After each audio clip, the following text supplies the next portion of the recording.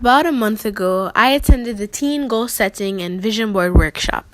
Before I went to the workshop, I felt like my life was okay in terms of success in all areas.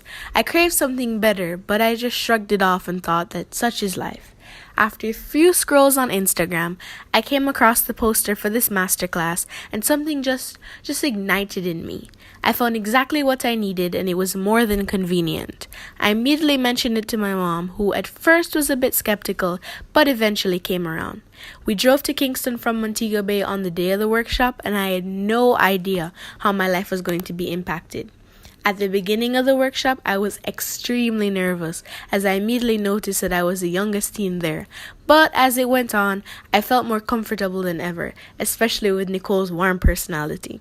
We're all given our own worksheet on creating our own mission statement, our core values, core components of success, and us considering our lives without these values or benefits.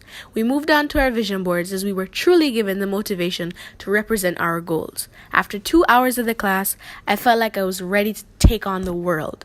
Honestly, this workshop gives you everything you need, everything you didn't think you needed, and way more.